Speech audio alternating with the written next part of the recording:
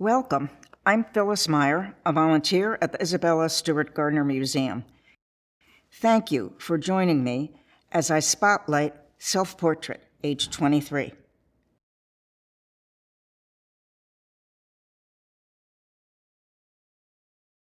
This is just one of many intriguing portraits here in the Dutch Room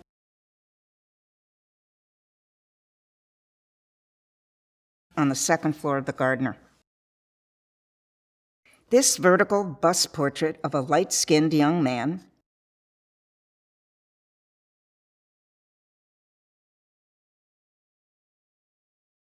done in oils on oak panel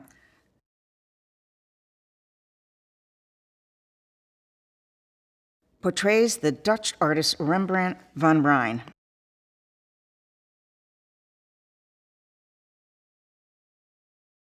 At age 23. Painted in 1629 by the artist, it is one of the earliest self-portraits by this young man, who later famously would become known simply as Rembrandt.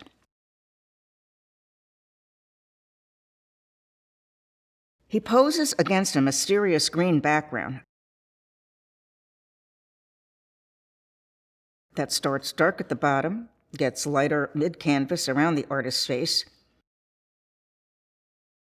then darker further up the canvas. No furniture, draperies, or other props detract from our studying the artist's facial expressions and clothing.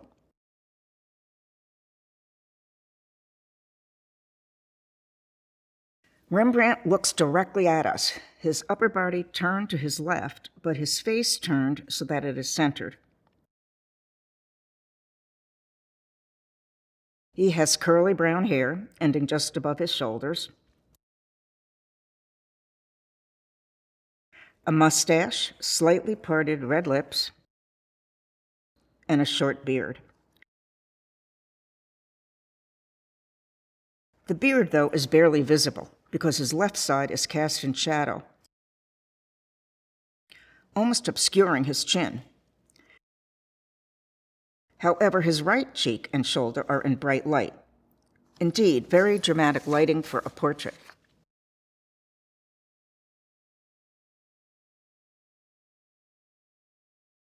Rembrandt is elegantly dressed in what we might assume is the high fashion of the day.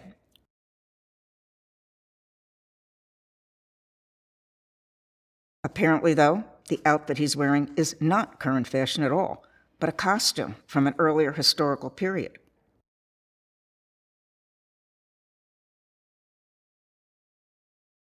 So, exactly how does Rembrandt dress for this early self-portrait?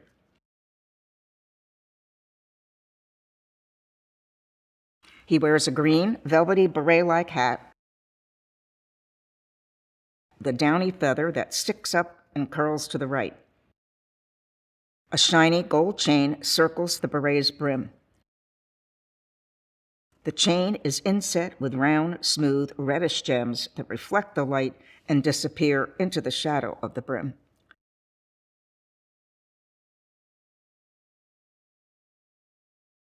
Rembrandt wears a heavy, green, velvety, robe-like garment with padded shoulders and gleaming gold trim across the chest and at the shoulder.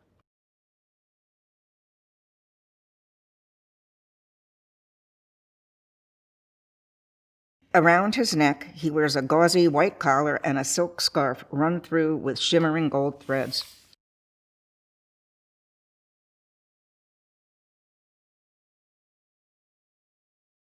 Did you notice how often I mentioned light and dark, or light and shadow?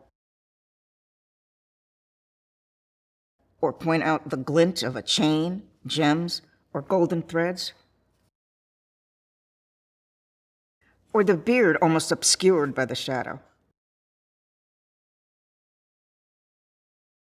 Rembrandt was a master at this contrast of light and shadow called chiaroscuro.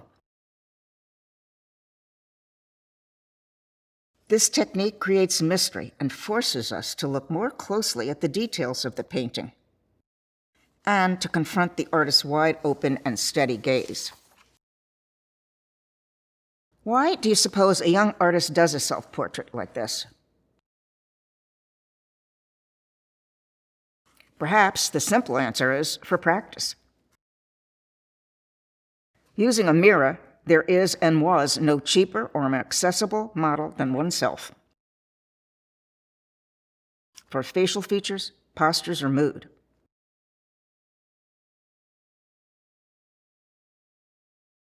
And interestingly, there was a market at this time for self-portraits of artists. Successful and popular artists.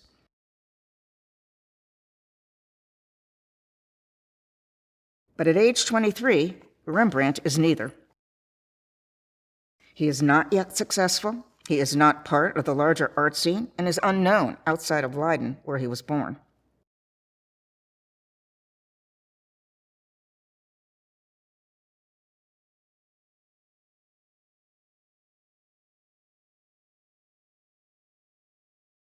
He has yet to move to Amsterdam, perfect his skills, become known, make money, marry well, buy a big house,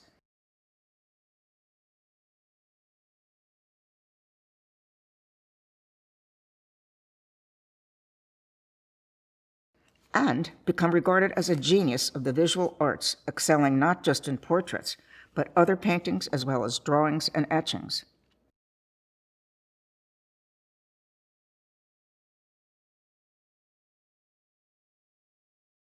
So, while not popular or successful, Rembrandt is clever.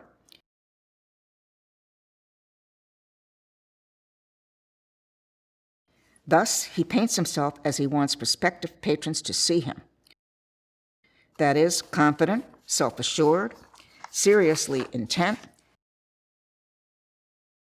and supremely capable of producing all the drama, as well as the textures of fine fabrics and the sparkle of jewels a patron might desire.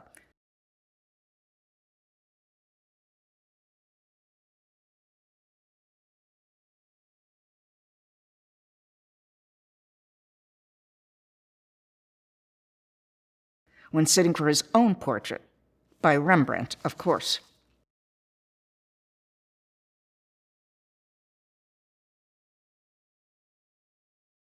The artist is marketing himself.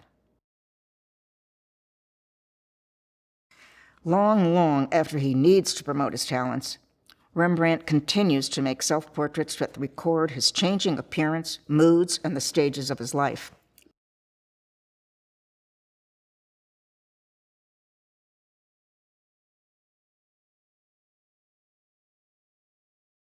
During his 40-year career, he makes more selfies than any other artist in European history.